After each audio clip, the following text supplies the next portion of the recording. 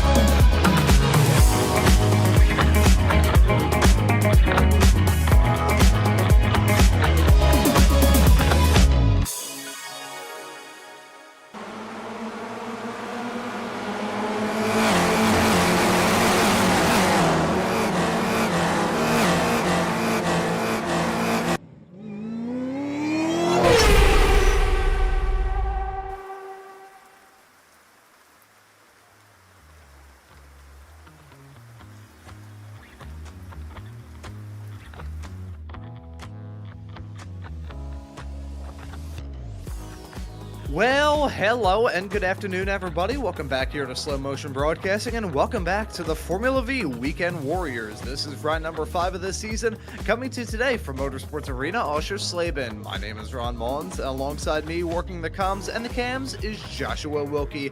Well, Josh, for the first time in a decent amount of time here in the Formula V Weekend Warriors, we're running in the rain. We're dancing in the rain today here at Oschersleben, a track that, as some astute observers have described it, it's a track that brings drivers back into their karting days in the worst way. I personally think this track is kind of cool, but throwing rain in the mix, that can really throw a wrench in the works. Yeah, absolutely. Things all change when it starts to rain out here for sure. And yeah, it is a cool track. I really like this place a lot. T1's super fun. Gonna dive into it, and yeah, it's just a really fun track. There's a little bit kind of standard fare on the back half, but the front half of the course has some pretty interesting stuff there. It is a pretty technical course as well, so it's going to take, again, be down to kind of who practices the most out there and really puts the laps in around here. Is going to probably get the lap time that everyone's going to be chasing here. We see Colosseo kind of heading into this T1 complex now. I really like this this T1 complex here. You can kind of just shoot through this first part with all your speed and then sort of gather it up into this section here, take it nice and wide like he did, and a little bit loose there. So definitely the rain's going to play a bit of a role today, I think, for sure, as we can see him kind of losing the back end already.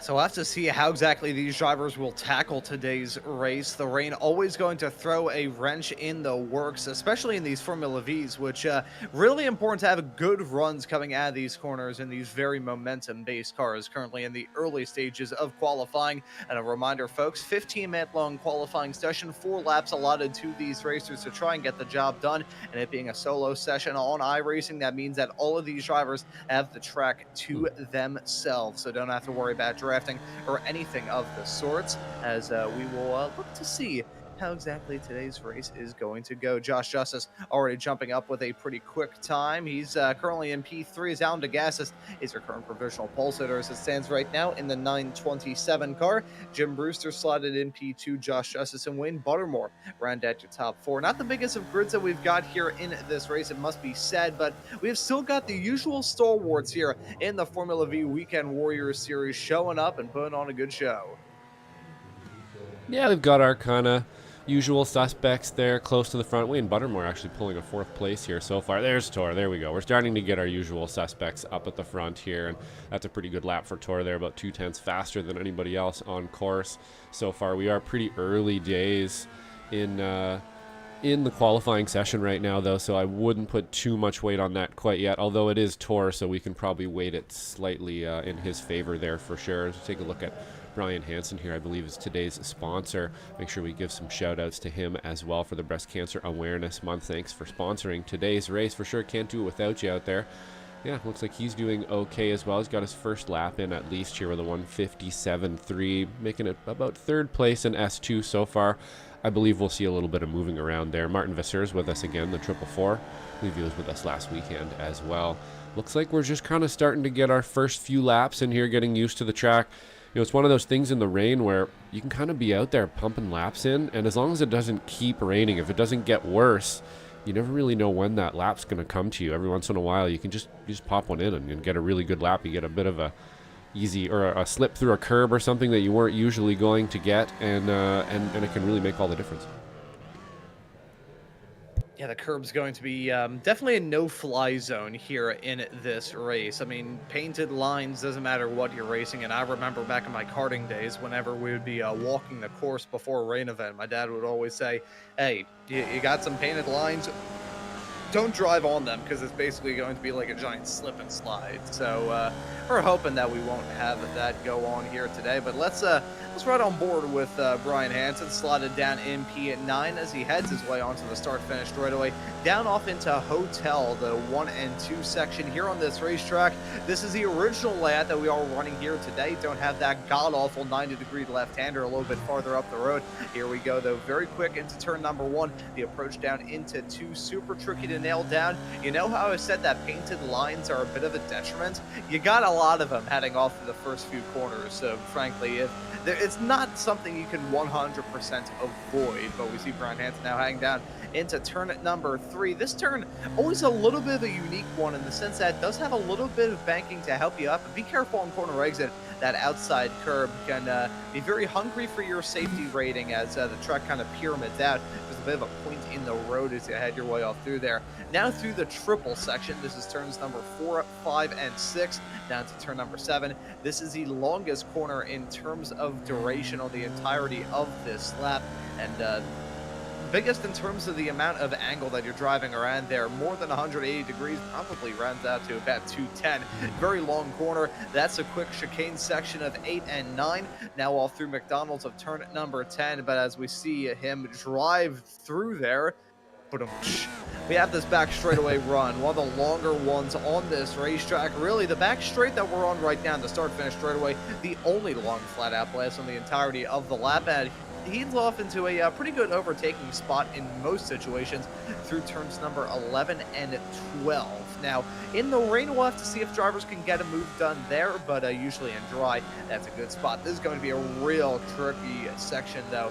Turns number 13 and 14. 13 just locked in that medium speed, and with the rain, you can see Hansen having to crank in a little bit more steering lock as he headed his way off through there. And then turn 14, I've said on many occasions, Zeppelin curve. If you get it wrong there, it's probably going to end in flames. But that right there is a lap with Brian Hansen. Jumps up to P6 as Tortolo is your current provisional pole sitter right now to 153.264. Pretty big gap between himself and Alan DeGastis up at the front. Yeah, absolutely. And we can see there just on board with Brian Hansen how difficult that lap really is. There's quite a few challenges out there, and I'm just waiting to see somebody through that chicane section there where you have to just basically take, I don't know, probably about 98% of that curb. You've only got about 1% of your wheel still left on the track there, and I have a feeling that's going to catch somebody out at some point. Either A, you take it a little bit too deep and you get a slowdown, which is really detrimental in that part of the course, or it may spin you out, I think, today as well. If you get in there and you're just not quite in the right orientation, you haven't straightened the car out enough, it could really spit you out the other side sideways potentially. So I wouldn't be surprised to see somebody kind of lose it in there. And that's not the only spot either, as we saw there. There's a bunch of pretty technical sections to this course that you need to get right. It's going to make it a little bit more treacherous out there with the rain. As you can see, they're using those 3D curbs. Have a little bit more traction, I think, than the non-3D slick curbs out there. You can see he's actually using the exit and stuff there too, so flirting with a little bit of danger out there. You got to be careful on the throttle, be careful with the steering inputs and stuff, not to end up sideways here. We'll see Alan DeGastis if he can improve at all. Not going to improve that time, I don't think, though. Just shy of his last time there as well. So a little bit difficult out there for people. We're seeing a bit of a mix-up in the field here as well. Felix Samoa is just ahead of Josh Justice here in 5th place. So, yeah, could be a bit of an interesting race today, I think, around here.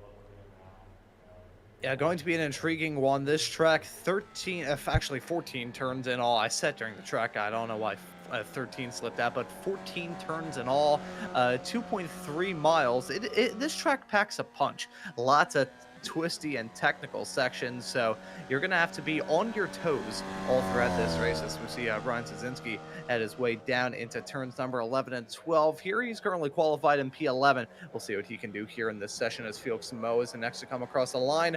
We'll see an improvement from him, but it's not enough for the pole position. Samoa jumps his way up into second at a 153.901. So Tortello looking like he's got to hold on to it. Nick Colacio, meanwhile, jumps in front of Samoa and put his name on the front row. That's a 153.654 for Colacio. That is a darn good lap for him to jump up into that second spot. But yet again, Tortello unbeatable here in this qualifying session. We saw Tolo last time out at Lime Rock grab his first pole position of the season and his second win in yet again Tortello classic photo finish style. And we'll have to see he can maybe pull off a repeat as we ride on board with Guido Marzuki heading his way off through turn number 2. Do want to acknowledge at this point in time that today's sponsor wanted to acknowledge that the people who don't always get the same attention when it comes to breast cancer awareness, as we are in breast cancer awareness, today's sponsor wanted to acknowledge the people who don't always get the same attention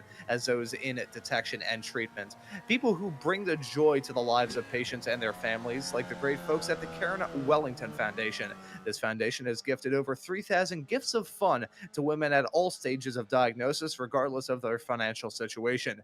These gifts replace canceled plans and chemotherapy appointments with surprise hikes, hot air balloon rides, and precious moments of normalcy and happiness. The foundation responds with urgency because they understand that women living with breast cancer can't wait. They need reasons to smile today. Every woman deserves a break, and KWF welcomes all with open arms and the promise of getting some much-deserved fun on their calendar. To learn more about this great organization or make a donation, visit their website at KarenWellingtonFoundation.org. Now, I will say, kind of an awkward time to bring this up.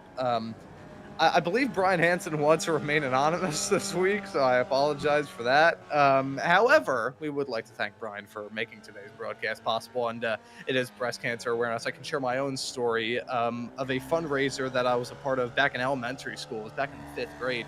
We were raising some money all across the school district of Philadelphia, and my 5th grade class actually was the highest raiser of the entirety of our school, of my elementary school, through the 6 grades that we had there, and got to go down to the school district of Philadelphia's headquarters, and I think it's north central Philadelphia. I'm not too sure where it is. It's not too terribly far away from City Hall, if my memory serves me correctly. I remember going down there, got a pink Dietz and Watson hat, of course, pink with breast cancer awareness, and Dietz and Watson, who were one of the other sponsors of that fundraiser. And I think we had a pretzel, a hot dog, and a small little bottle of water, which wasn't exactly the best lunch in the world, but compared to the regular lunches that we had in the Philadelphia School District, it tasted like a 5-course luxury meal inside of one of Gordon Ramsay's restaurants. So we see Felix Samoa as he's about halfway through his, I believe this is his final lap right now. Looking through, yes, this is lap number 4 for him. So if Samoas can't get the pole on this lap, I think it's going to be Tortello's for the taking. Yeah, I think you're probably right here. Felix Samoas did or was able to move himself up the leaderboard a little bit. Doesn't look like he's going to do it this lap, though, especially with that little wiggle at the end. Looks like he may have taken a little too much in that section I was talking about as well. They're not an easy one to get through every lap for sure. I know I have received 1 or 2 slowdown penalties through there myself over the course of the times that I've been here, and I believe it was SRF and FF a couple times now. Really cool track, though. It does race quite well. Interested to see how the V's fare around here. Lots of opportunities for passing, at certain parts of the course. There are some other parts that are just totally deadly to try a pass through. Yeah, so we should see, or we will see, I should say, how this is all going to play out here with Tor up at the front. Looks like a pretty heavy Spec 1 front of the field here with Alan Degassis kind of splitting things up, Joshua Justice, and then our first Spec 2 driver of Brian Trzynski there in 7th place, qualifying just coming to an end here, so we should be able to get the grid pretty soon and get her started. We'll see how this session changes, if it rains more or less here on. Looks like about the same. So if we do have, I think looking through, the rain is still coming down. Just want to quickly touch on the other track conditions. iRacing currently marking it off as lightly wet. It's still wet, though, and it's going to be a very treacherous race for these drivers, but let's get today's action up and rolling by taking a look at the starting grid for this 5th round of this still very, very young season here in the Formula V Weekend Warriors. W. Tortello starting this race from the pole position. Nate Coliseo going to join him on the front row. 2 poles in a row now for Tortello. Felix Samoas will start this race in 3rd alongside Guido Marzuki in 4th. Alan Degassis will start from the Masters pole, starting in P5, breaking up a double repeat of Jim Brewster grabbing poles in the Masters category and getting his 2nd in this race. It's going to be Josh Justice lining up alongside him, completing row number 3. Brian Trzynski will start from the pole in Spec 2 alongside Jim Brewster in 8th. Brian Hansen will start in 9th alongside Kurt Nunez in 10th.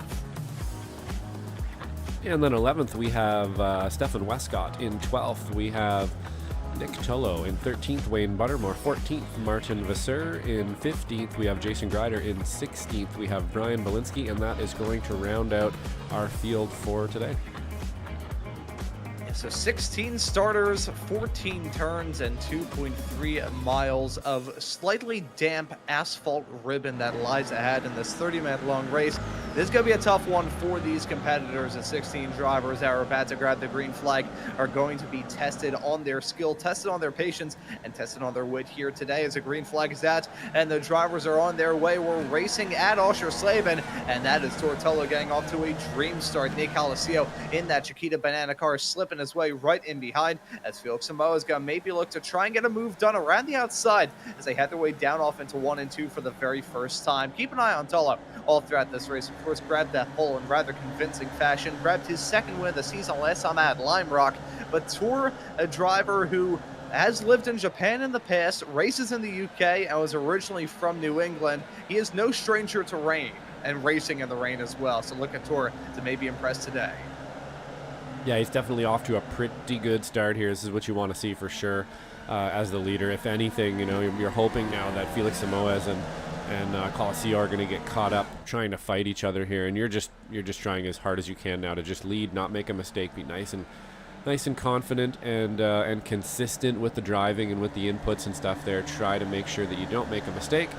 And it looks like Coliseo is starting to catch up to him a little bit here, but that can all change pretty quick. And we're starting to gap Felix Samoes a little bit here as well. Not far enough that they're outside of range yet, though. We'll see if we can't jump on board here maybe with Guido Marzucci and see exactly what it's looking like out there. It's pretty wet out there for sure, so we're full wet at the moment. It's definitely going to be slippery. Yeah, looking a little bit damp, a little bit dark out there on the racetrack, as Guido probably having the best view out of everybody with the exception of the 3 drivers that are in front of him, not having a lot of mist to worry about. The drivers behind, on the other hand, going to be a bit of a tough one for those competitors as they try and keep it on the road, figure out where in the world they are going and keep it going in a straight line. That was Josh Justice right there in the back of shot, running a little bit wide out of turn number 13. He holds on to P6 as it stands right now, but still going to be a rather tough race. We'll have to bring up those into the points a little bit later on here as well. I have a pretty strong feeling about that. So I think there's been some trouble involving Nick Tullo in the 981 car. He's dropped down to last, now behind Brian Belansky. So something's going on with Tullo. He's now down in the pits. One Tullo's at the front, the other's at the back. Oh! That's a driver up in the air right behind. Just missed something there. We'll see if we can't find out what happened to Nick Tullo here as it decides to finally load the paints here. Not exactly sure what that's all about, but we are going to load some paints, and Nick Tullo is actually going to pull into the pits here, so I'm not exactly sure what or why, but we will come back to that, see if we can't figure out why. Maybe he's having some kind of a hardware issue or something there, as Guido Marzucci is going to try to get around Felix Samoes, and he's going to make it work. Yeah, and through into P3 is going to go Guido. Nice overtake to jump his way up into the final podium spot. I wonder if Tullo maybe just overfueled. No, he's out of the race, so that is a game set match for Nick Tullo. Or there's maybe a little bit of drama, a little bit beforehand, potentially. We'll do that investigative journalism a little bit later. For now, though, we take a look at this moment with Brian Szynski and Jim Brewster coming to blows, heading their way down into turn number 1 and 2. Easy moment to have happen. That's a problem with turn 1 and 2 here at Oschersleben. In the dry, there's usually so many different lines that the drivers like to run. Throw rain into the mix, and you've got a whole heap of drivers running whole heaps of different lines, as that Samoes hits the curb and spins around like a top. Yeah, you know, it's interesting there. Right when I went on board with him, I had this little pang of that orientation's not going to work, and then sure enough, whoop, he was sideways, and I actually kind of felt that coming just by sort of the way he was entering that curb right there. I could kind of tell it wasn't going to work out, and a very uncharacteristic mistake there from Felix Samoes. Not sure if he was I think he was really just fixated on trying to get as much possible speed as he could through that section there, and the car just not enough grip to hold him in place. Yes, unfortunate for Felix. He spins out of a top 5 spot. It promotes Alan DeGassis up into P4. Samoes, I thought, was going to try and go for a move on Guido heading down into turn number 11 and 12. Just hit that curb, hit the painted line in the process, and just in the blink of an eye, you're going to loop it around. One thing I will say here, kind of breaking the fourth wall ever so slightly, on these broadcasts, we do have some nice prettying filters that do make it a little bit darker than it actually is with the camera angles and all that stuff. Out there in the sim, it is a little bit lighter out there, and the track looks nearly dry if you look at it in the right angle of light. So I wonder if Felix just had a quick little lapse of judgment and thought, okay, I can do this just fine. And then Randy went. That was a very uncharacteristic mistake and a pretty odd one. Yeah, absolutely. If you look at it here, we'll take another look maybe in a second here. It looks like we're probably okay for a sec. Let's take another quick peek at it. So you can see here, you can hear him get off the gas, and then boop, he's back on the gas right exactly when he starts to hit that curb right there. And that's the line that you want to take. In the dry, you can take that line. You can really hang it out like that, and you can let off the gas kind of nonchalant and step on it really hard right in that spot. And you can't do that in the rain. He stepped on it right when he was kind of asking the car to turn right and on the curb at the same time, and it just whoop, spun him out. And unfortunately, that's what the price you have to pay there. And he's back down in 9th place now, so going to be very difficult to catch back up to the front here as we see Tortello just kind of leading out there, pretty commanding lead. Doesn't look like he's had too much problem from Coliseo yet. That draft working, but not quite enough. He's able to get through the wiggly bits a little quicker than everybody else. With the light rain that we have got, it's not a complete boat race. So I think that's part of the reason why the front is still rather packed in together. Tello didn't do himself any favors, so I think he clipped the curb on the inside turn number 1. Kind of got him a little bit squirrely as he ran down into turn number 2, as there's a move from Wayne Buttermore and Martin Visser heading down the start-finish straightaway into turn number 1 and 2, through into P11. Goes Buttermore, currently running about a second behind Stephen Westcott, slotted in the 225 car, holding on to the final top 10 spot as well. Take a look at the move here from Buttermore as he just pulled out, got the move done, kind of proving the point that I was going to make before I even made it. Despite the fact that we are racing in the rain, the draft ever so powerful in these Formula Vs, still going to be a bit of a factor, even with the moisture in the air and the moisture on the track. Yeah, absolutely it is for sure, as we actually still on replay mode there. We go back to live pictures. Yeah, that was a great pass from Wayne Buttermore there as well. You can see him kind of tiptoeing on that curb on the inside there when you're going into T1 after you make that pass, and he was able to slow it down just right, get it nice and slowed down and get it turned in, no problems at all. So he's moved up a spot, and he's actually kind of pulling away now as well. So good move for Wayne Buttermore there for sure. We'll move back up to Jim Brewster here and Joshua Justice, who are in pretty much the closest battle on the field right now. I say that, I look back here now, we have Martin Vasseur and Brian Chazinski going at it here into, what's this, like T7? Yeah, this is heading down into 11 and 12 at the end of that back straightaway. This track does feel it does feel like Groundhog Day in a sense, where the track just feels like it's repeating itself. So certainly with you there, Josh. I was actually doing a broadcast at Portimao just a matter of about 24 hours ago, where I was still, I think that was the second broadcast I'd ever done at that racetrack, and it's not really one that gets used too much on iRacing, and that was part of the reason why I was a little bit confused.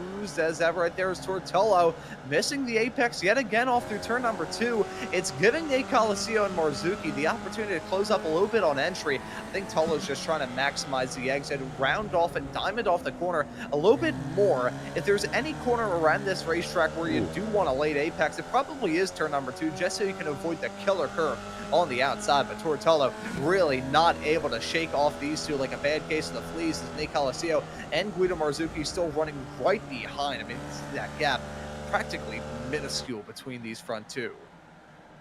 Yeah, they're definitely right there with him now, and you're right. That's probably due to a couple mistakes there into T1 and maybe some other places on course as well. I'm looking at Guido here, and he's got to get a win, man. I want Guido to get a win. He's out there, and he's always piloting back here, looking like he's, he just got this air of that he's planning something out there all the time. And I haven't really seen him jump on that plan yet. And I really want to see him jump on that plan. I want to see him get a win. I want to see him up here in the front.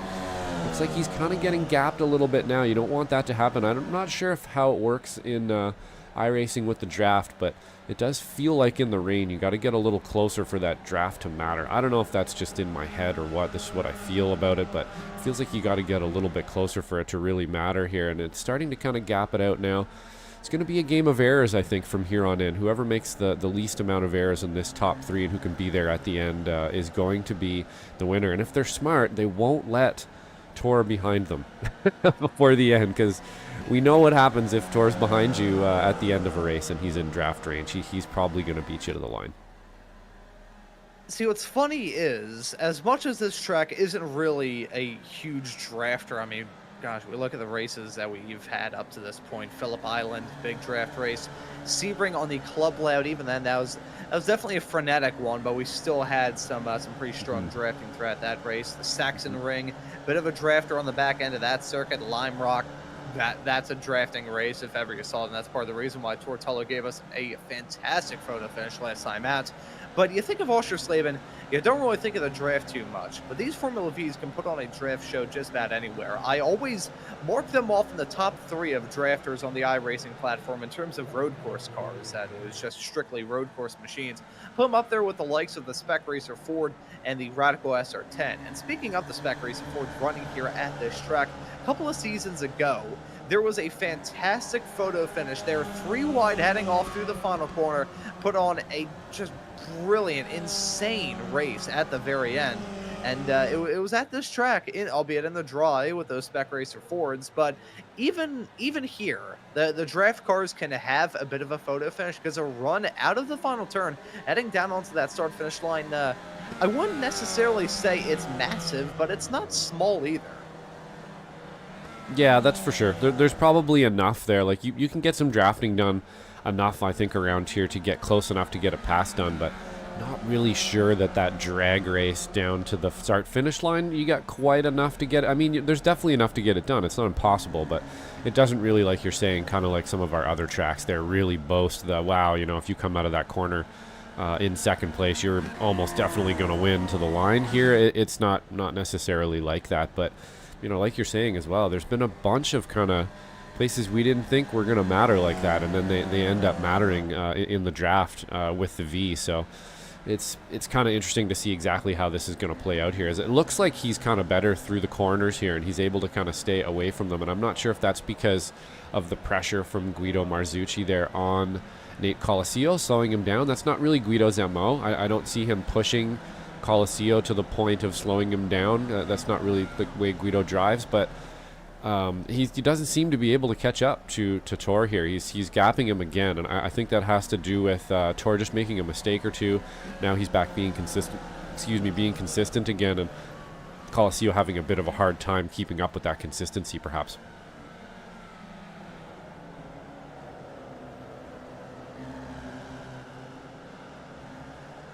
As we're going to see them here, still just kind of lying astern here. We'll go back maybe to our leader in S2 of Brian Hansen here, who's also pretty commanding lead here from Brian Straczynski. I don't think there is too much worry for Brian Hansen here from Brian Straczynski, who's pretty far behind him at the moment. So he just needs to kind of keep his nose clean out there, make sure he doesn't end up facing backwards or make any sort of a big mistake here, and he should be able to come out with this S2 win fairly easily today. And yeah, it shouldn't be too hard of a win for him there, as long as he can keep it clean. But not easy around here, like we were saying before. Some pretty technical corners on this track. You can mess up pretty easy.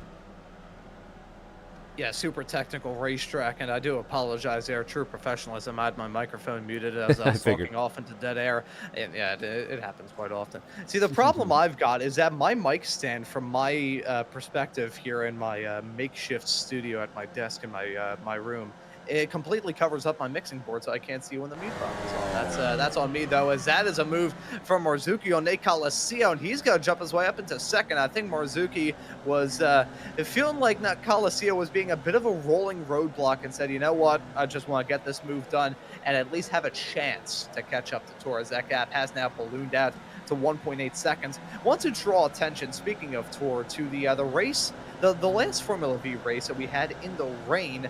It was round number 10 of last season at Okayama, and who was able to get that race win overall? It was Tortello. So, as much as I did feel a little bit bad saying, oh yeah, Tor races in the UK, so of course he's familiar with running a Formula V in the rain. He's good in the rain, so that is not completely unfounded for me. Yeah, no, he definitely is. I think sorry to change subjects there, but I think that I think Guido finally saw. Maybe he heard me. Maybe he heard me talking or something there. He decided, you know what? I'm going to get around Colosseo here, and I'm going to start attacking Felix. And I'm wondering, again, if he was just thinking there, you know, behind him, like, you know what? I think I can catch this guy and pass him. So I'm going to try to get around Colosseo here and see if I can't do it. And it looks like he's starting to actually leg Colosseo now. So I think that Guido's in the fight here. I think maybe, he spoke too soon. Oh, nope, he saved it. We're good. We're good. We're good. Oh. Bummer. I thought maybe he was going, and I think he was. I think that was the plan there. He's going to start charging and see if he can't catch him, and unfortunately, he's made a mistake. Shouldn't have said anything. Oh, well.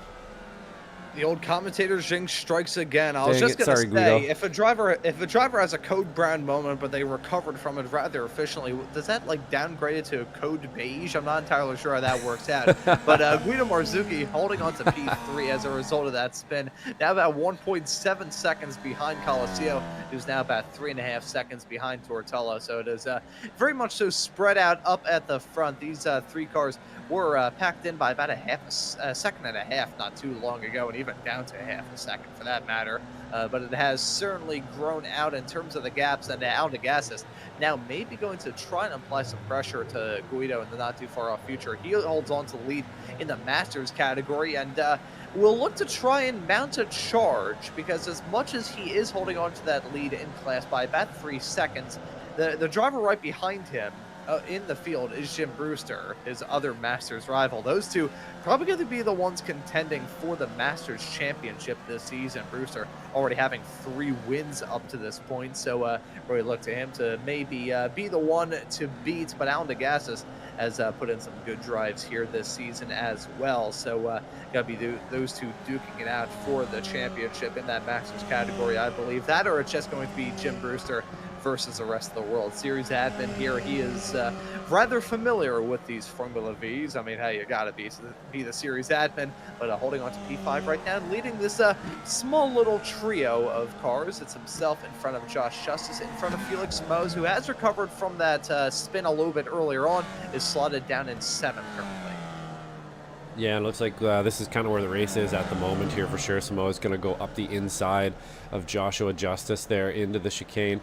Fairly easy spot. See if he can't maybe have something for him here. I think he'll probably stay behind him just to keep the speed up here. You can see the lap times I was kind of just showing at the bottom. We're getting pretty sporadic lap times here and there. So there's mistakes being made out there off and on for sure. But it does look like, you know, these guys are running pretty quick in a pack. I'm a little bit surprised at how well Tor has been able to stay out front here. Nobody able to kind of match his pace so far. We'll see how that happens. You got to still have enough time to get something done here for Nate Colosseo and maybe even Guido Marzucci if they can put it together here. We're going to get some 2-wide action into T1.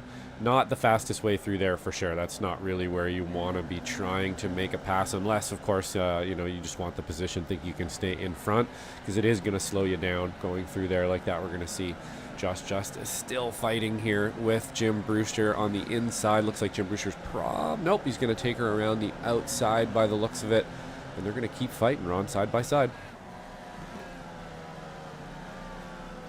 As they continue to duke it out for this battle for P6, Brewster trying to hold on to it for everything that it's worth, but Josh Justice's got to try and sweep around the outside, keep the momentum rolling, heading all through 5. Oh no! Contact made! Up in the air goes Josh Justice, and that was a very loud squeak from me. I apologize. I think my vocal cords are never going to recover from that, but both of those drivers' races are going to be rather doomed to Brewster dropping down even more. May have had another coming together. Yes, he did. No. Himself and Brian Hansen. I think he tried to rejoin the racetrack, skipped across the gravel and the grass in the rain, and in the midst of all of that, made contact with Hansen. The both of them have meatball flags. Justice slotted in P6, and that is going to really affect that mid-pack fight. Yeah, and I'm going to have another look at this here. This looked very, very avoidable to me, but let's have a peek here. It's pretty easy to get crossed up when you're trying to get around someone. So we got to turn in, and it looks like that inside curb just kind of pushed Jim Brewster wide.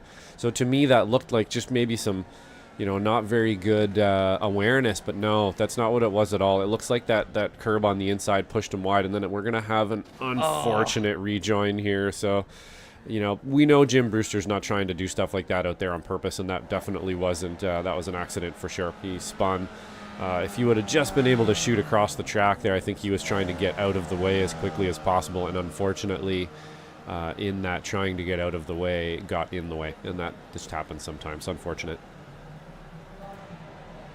Yeah, such a shame to have that moment go on the rejoin. A big shame for Brian Hansen, who was putting together a very well-composed drive in that 771 car, but sadly for him, a falling anvil crashing onto his head. He's now down in lucky number P13, and really going to take him out of contention in that Spec 2 class, which is now being led by Brian Szynski. As we take a look at this moment from Hansen. Yeah, it was an iffy rejoin for sure, but I think what really did Jim in was the fact that he still had gravel on his tires, because, I mean, you can see it's basically 18 inches of grass between the gravel and the start of that curb. So he was still with grit and everything on his tires, rejoined the track, and spun around like a top. If that spin didn't happen, it would have just been a slight code brown moment from Hansen, but instead it's a crash that's going to take him out of contention. Very, very unfortunate for the both of them. Jim now slotted down in P13, Brian Hansen slotted in 14th. They have rejoined the race, albeit a heck of a lot farther back than they once were. As we look at the drivers up closer to the front of the field, we may have a chase down going on here for second between Nate Colacio and Guido Marzucchi. Guido trying to reel in that gap slowly but surely, as Nate Colacio may have just gotten abducted by Martian. He's back out there on the racetrack. That was a rather large blink there from Colacio, not what you want to see as his competitor for sure. Yeah, and I think you're right there with Jim. He was trying as hard as he could to get out of the way. If it wouldn't have been for that spin, he would have been clear of it, I think, there. So maybe, again, not the best way to rejoin there, probably, in retrospect, but not for any. He was trying to get out of the way there, and that's kind of what we look at here most of the time. He's trying his best to get out of the way. It certainly wasn't intentional, but very unfortunate for Brian Hansen there. And yeah, I think Guido here is going to try to start putting things together. We got to see if he can't catch up to Colacio here again and make something happen. He had some pace in him, I think. It looked like he was starting to pull away right when I jinxed him, unfortunately there. So we'll see if he can't. He's got a few minutes left to try to put it together here. Gassis doesn't look like he's got an answer for him at the moment, but that can also change pretty quickly as well. And Samoa's just behind him, so pretty spread out actually for a V race, aren't we, Ron? Usually we're a pack of cars trying to figure out who in the top 4 or 5 is going to be first across the line, but right now all we're really worried about is making sure that we don't make a mistake. Yeah, it's pretty much just a survival of the fittest, not who can put on the best racing. Because if you want to bring the action, you're probably going to end up either off the track or in the wall, or both. That's usually how that goes. I also want to raise this up after the moment with Josh Justice and Jim Brewster a little bit earlier on. I looked back on my call in that moment. That was probably the most shrill my voice has ever sounded on the air. That I guess is the downside of, I think this is my 351st broadcast. I lost track after about 229. So God knows what show this is. But we got a battle to talk about here. It's Josh Justice and Kurt Nunez. Now, usually how it goes is as soon as we cut to a battle, we have one driver running off the track, and that was Justice heading at turn number 12, hit the curb, and you could just see there, yet again, as he heads his way out of turn number 13, you get into the painted stuff, you go into that painted green stuff on the outside of the curb, and you get onto the curb proper, and your car's basically on rails. Not in the sense that it can handle any corner, no problem at all. It's just going to go straight until it crashes. Yeah, exactly. You can almost tell even through the sim here, even just watching it live, you can see the pucker factor going up as soon as you get into the into the paint there at all. The controls just go a little bit numb. You can see the car just kind of trying to go straight and survive, and that's exactly what you're thinking in there as well. Every time you touch those, especially if you're in any sort of orientation at all that isn't just forward, you're going to be kind of clenching a little bit and making sure that the car doesn't spin on you. But it looks like perhaps here Kurt Nunez actually hounding Josh Justice pretty good. He's going to have a chance here for sure by the end, I think. Up front, we have enough spacing in between drivers that doesn't look like there's going to be too much of a battle up there as of yet. But again, one mistake can change all of that. Looks like this is where the race is at the moment. But yeah, you're right, Ron. Those curbs are scary. And when you get on them, you're kind of just sort of praying that it all works out. You just try to be fingertips and as light as you possibly can on the controls and on the pedal. Whoa, there we go, as we see a little moment there from Kurt Nunes, and that's going to take him out of the fight.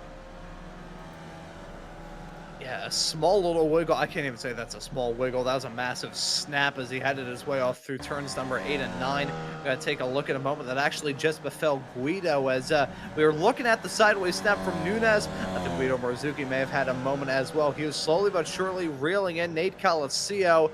And similar to what we saw from Felix Samoas a little bit earlier on, hits that inside curb, loops it around. Josh, you were the first one to bring it up, so I'm going to give the credit where credit is most certainly due to you. The curbs, the wet curbs around here. You said it was going to be the landmine to end all landmines, and that it most certainly has. Yeah, this is the same accident. So this is that corner where you're asking a lot of the car right there, right as you touch that apex. If you get that corner just right, you're asking basically the maximum grip right there at that spot, and you're trying to get back on the power too, and it's all just happening right there on that curb, and it happened to Guido as well, right there for sure.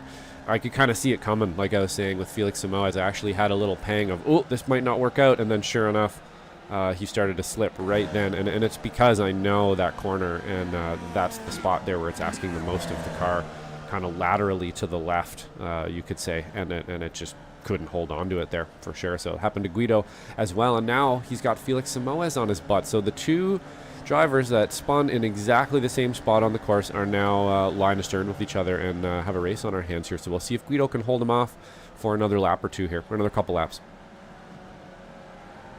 Yeah, so this battle that was for second, briefly for third, is now a battle for fourth involving, actually, you can really throw all of them in the midst. Degassis, Marzuki, and Samoas. Will it be a swapperoo between those racers? Let's just find out. That right there was Brian Delansky on the inside there in the 255 car, letting the racers by. Sportsmanship there, heading down the back stretch off into the turn. There was briefly a battle with Jason Grider and Jim Brewster. However, that has separated with Grider now running in P13 currently, and Jim making his way up into P11. Brian Hansen and Brian Polanski, the last two cars in the field at the moment. 15 cars currently out there on the circuit, as I may have just thrown a jinx Jim Brewster's way. He's gone off the track in the exact same spot that he went off a little bit earlier, off through the triple section, adding at turn number 6 into 7, looped it around, and he is going to drop back down to that battle with himself and Jason Grider. So I spoke too soon. Now we've got a battle between Grider and Brewster.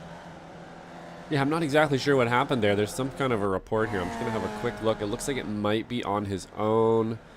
Yeah, I think it's going to be on his own here. I wanted to check just to make sure, because there was also another car that had one right beside him. So unfortunate there for Jim Brewster, losing it. Not trying to rub salt into the wound there at all, but he's going to have Jason Grider behind him now. So slipping down the order a little bit here with the mistakes for Jim Brewster today. Unfortunate. You see, now I have a feeling with how this race has gone for Jim that we may not be seeing rain return. I was going to say, he's the one who doesn't like rain, right? He's the one who doesn't like it, and it's kind of like, people kind of want some rain sometimes, and he's like, not really. Yeah, so I don't think we'll be seeing rain for a little bit. You're right. We do have the other rain race a little bit later on this season at Lebanon for round number 9, if my memory serves me correctly. Right, okay. Note the voice crack there. But I have a feeling that after that, once we hit the ground running for 2026, it may be a little while before we see rain back in the fold as well. As here we go, Guido Marzuki and Felix Samoas battling off into their favorite corner in the whole wide world. It's turn number 11. Both of them going to avoid that curb with a don't even bother looking at, let alone touching it with a 10-foot pole. Samoas gets that move done to jump his way up into fourth, and now Alan Degassis, current Masters leader, going to be feeling some pressure here. Now, how do you go about this if you are Alan Degassis? You're holding on to that Masters lead at the moment. However, after some misfortune in the first few rounds, that P3 would probably be very sweet, and he only has one more lap to try and defend it, as Tortella took the white flag a little bit earlier on. That white flag in the air, one more lap of racing action here at Oschersleben. How's Alan Degassis going to play this out? Because he holds on to the Masters lead, but again, folks, if you haven't tuned into the Weekend Warriors before, these drivers are scored based off their overall finishing position, not off of their class position. So that P3 would be exactly the same to the Masters racer of Alan Degassis as it would to the Spec 1 racer of Felix Samoas. Yeah, that's right. As he's going to actually pull out here and see if he can't go up the inside. He's going to force that move up the inside. And like you're saying, Alan Degas is probably thinking a little better of fighting too hard when it comes down to that. Of course, he wants third overall, and you want it, but you don't want to give up the win in Masters for third place if that's the way you'd want to think about it, I think. And that's exactly what he's done here. So he's going to let Felix Samoes buy him here. Maybe he'll have another chance, excuse me, to get up the inside of him or get something done. And Guido's going to want to probably try to get a position here as well. But it's in Alan's best interest here to just kind of keep it clean as we got Tor out front here. Looking like he's about to wrap up another pretty solid win here. Very consistent. Yeah, pretty much a clinic from Tor today. Didn't look like he made too many mistakes, and that's kind of what you're looking at out there today is just not making mistakes on this course. And you can see that gap between him and Coliseo is the no mistake gap. Only Tortolo would go from winning a race by 9/1000 of a second to winning a race by about 9 seconds as he heads his way through the final corner. Tortolo going to cap off a brilliant drive here at Oschersleben to score win number 3 for him here in Season 4 of 2025 in the Formula V Weekend Warriors. There's the Spec 1 win for Tortolo. He's victorious today here at Oschersleben. Nate Coliseo going to come home in a distant second.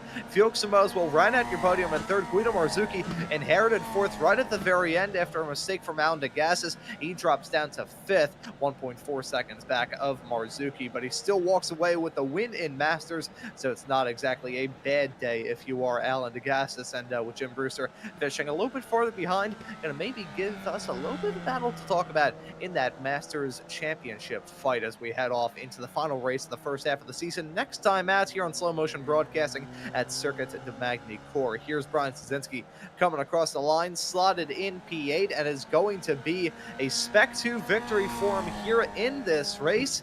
And interesting to say this, as he is a real-life Formula V driver, his first Spec 2 win thus far this season. Keeps a streak going.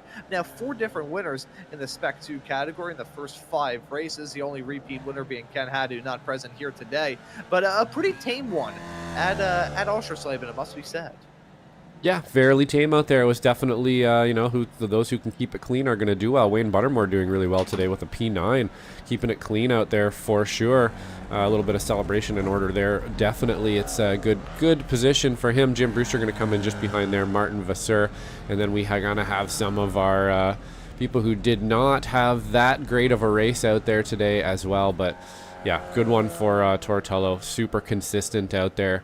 Brian Szynski going to take the S2 victory, and Alan Degas with the Masters win. So pretty good race out there today in the rain. I think we now know exactly what it's going to look like with V's at Oschersleben in the rain. And it's a game of errors, Ron.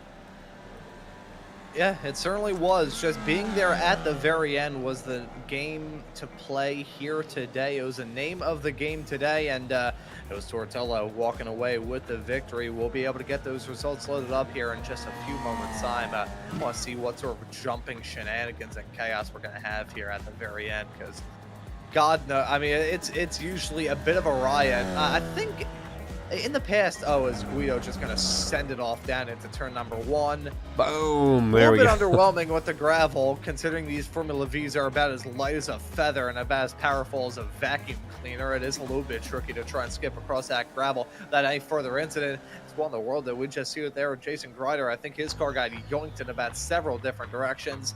Not looking factory fresh for sure. If we were running on a hot day, he'd probably be able to get some good air conditioning, but otherwise, I think that car is rather killed as I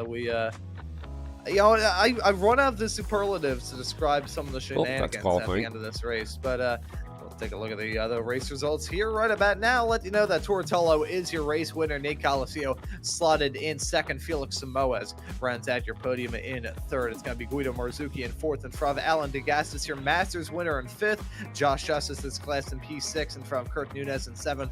Brian Szynski wins it in the Spec 2 category in P8. Wayne Baltimore is slotted in ninth, with Jim Brewster running at your top 10.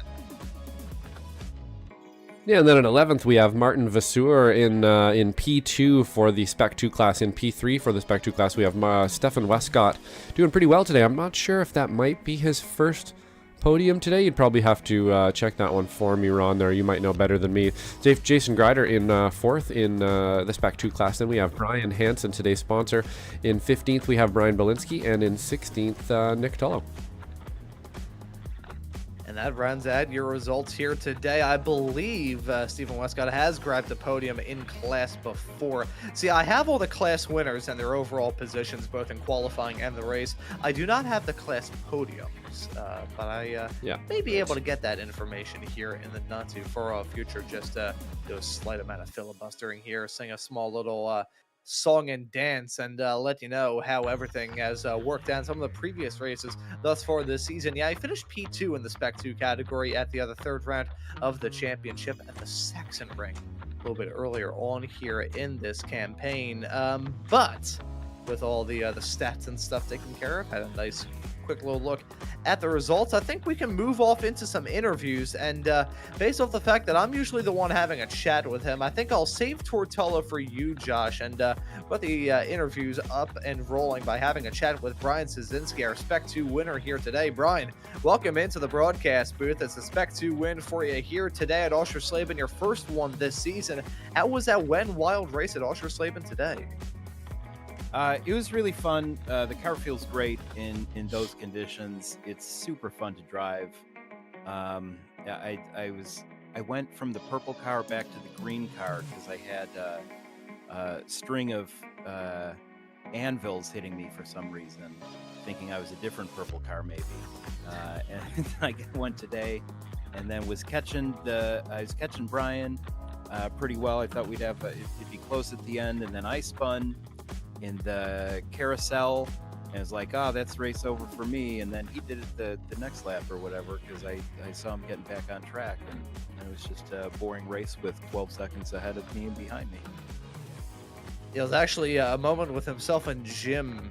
Jim Brewster had a moment with Josh Justice, and as Jim was rejoining the racetrack, he spun directly in front of Brian Hansen, and unfortunately, he just got he picked up his own falling anvil throughout the race. So I guess the rain wasn't the only thing coming down today. But I want to ask you about what your thoughts are running these Formula Vs in the rain. It's I think after the Formula Fords, it was a couple of seasons afterwards that we finally got these Vs in the rain, but it has been a somewhat consistent fixture here in the Formula V Weekend Warriors. Have had a couple seasons of rain races, so I want to ask you how you like this car in these wet conditions. Yeah, first of all, sorry to other Brian. I didn't want to win that way. I don't know that went down. But yeah, Jim, he's been playing around with the mixture of rain to get it right, and we're doing static instead of something that would let puddles pool up, and the way he does it is really fun. It's weird because you got to take a lot of the normal racing line, and then you just got to slide it around there the best you can. We're taking the I'd say 95 to 99% of the normal racing line, and we're still like 8 seconds off of the pace of this track. Yeah, it is rather fascinating. I always loved driving in the rain back in my karting days. My dad used to call me a mudder because I enjoyed it, but it is such a different dynamic. I personally love it, but it can be a little bit iffy at certain points in time. But Brian, I do want to ask you about the next race of the season as we mark off to Magny Cours for round number 6 of the season. So what are your thoughts heading to that track in 1 week's time? Well, you pronounced it correctly, and I have my dumb American joke post some memes in anticipation of it. But I like that track. It's fun, you go 3 wide into a hairpin. That's always interesting. Yeah, I like Magny Cours. Maybe I said it wrong. Yeah, I look forward to it.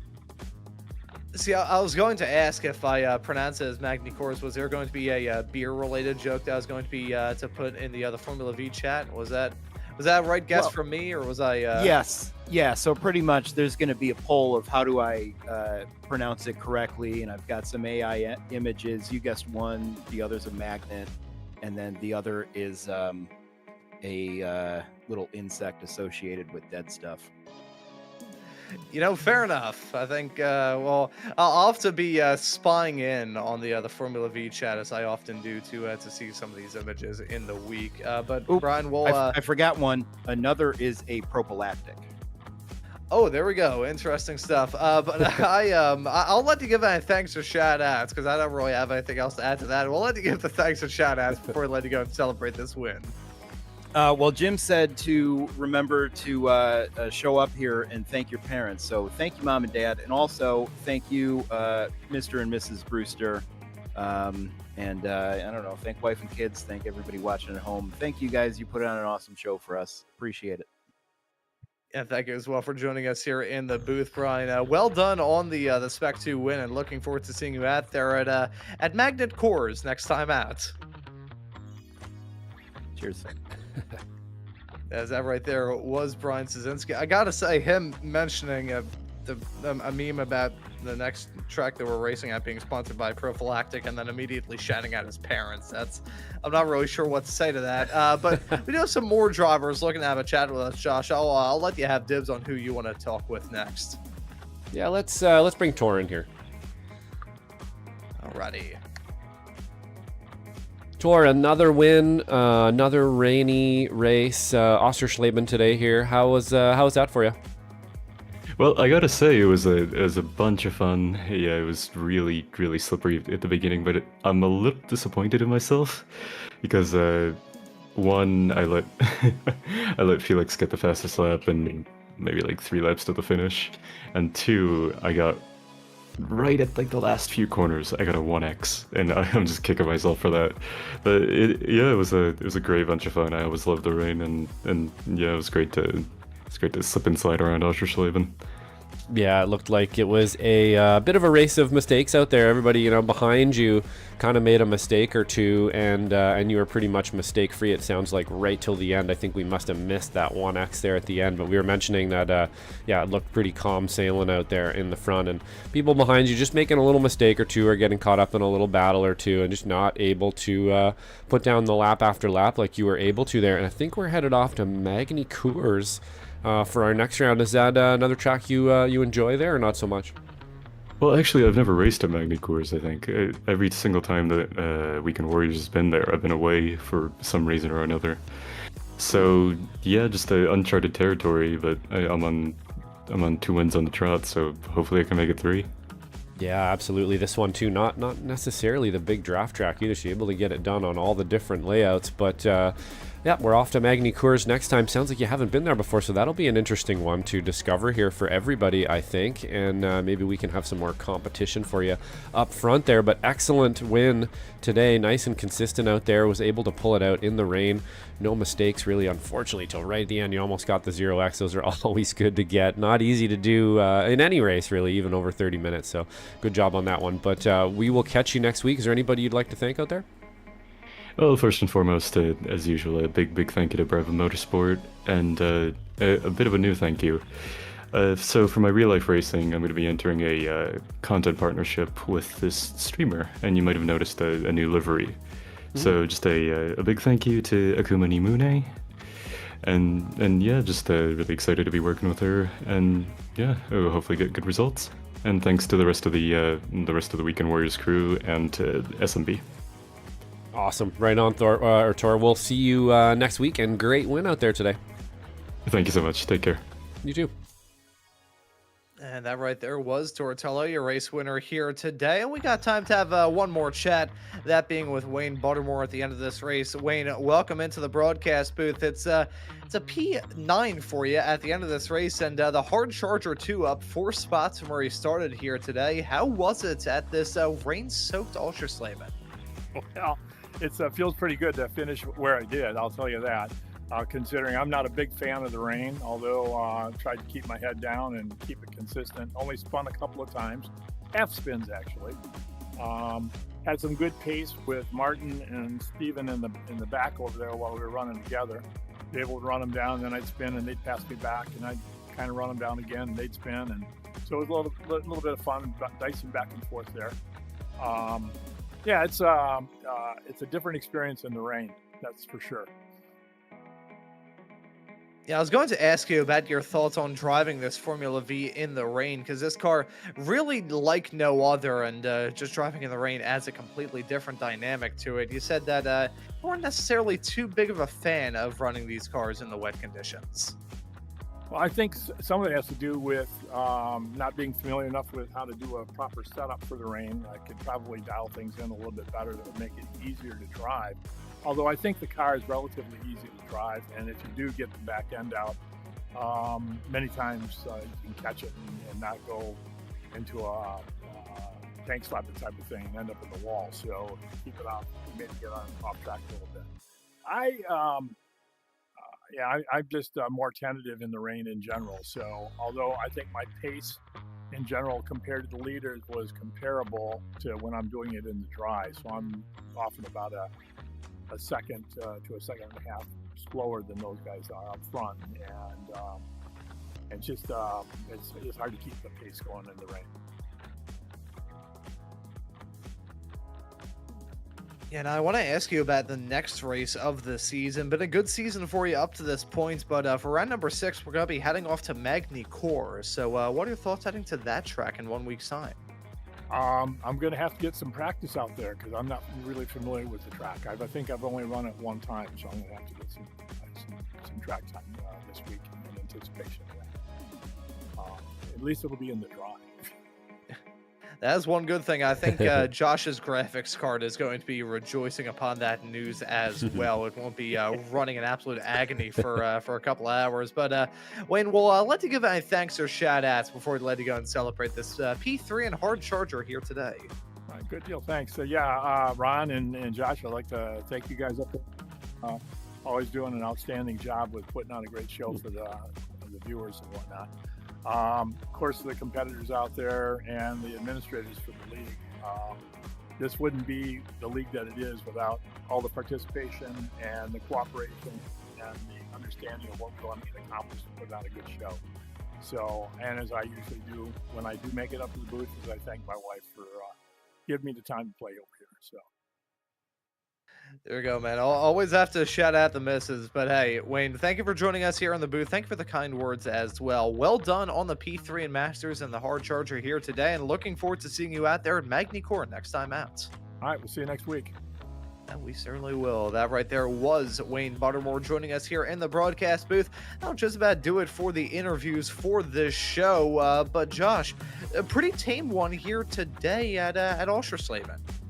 Yeah, definitely pretty tame. I think the rain, has a tendency sometimes to put a, no pun intended, bit of a damper on the racing out there. People tend to be a little bit less froggy, a little bit less risk-taking, and that's kind of what we saw there today. You see people kind of trying to protect their equipment and protect their positioning in the championship today, but a few mess-ups here and there, a few people out of place and stuff, so still had a bit of excitement there. Tor coming out with a pretty commanding win, and then, of course, we have Alan Degassis there in the Masters just behind that, and then Brian Shazinski bringing home the win in S2, so, a little bit of standard fare, but also some new winners as well, so pretty cool stuff today. I enjoyed it.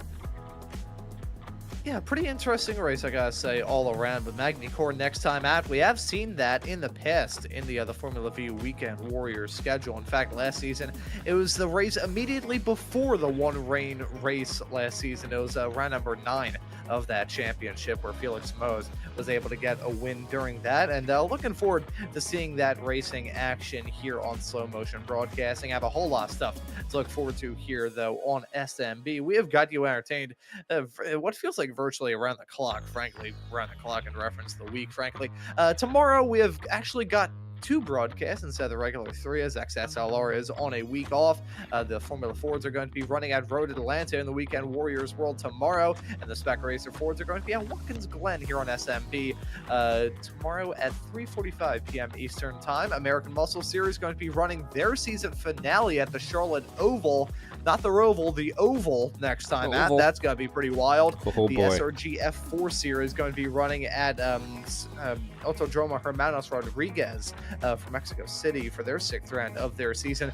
The Extreme Motorsports Ferrari Road and Oval Challenge going to be running at Michigan this upcoming Wednesday, followed later on that night by SRG F3 action at the Hungaroring. Of course, next time out, you'll be able to see the Formula Vs running here at Magny-Cours, same time, same place here on SMB. Gives you a darn good reason to subscribe and hit that notification bell so you never miss out on any of the racing action.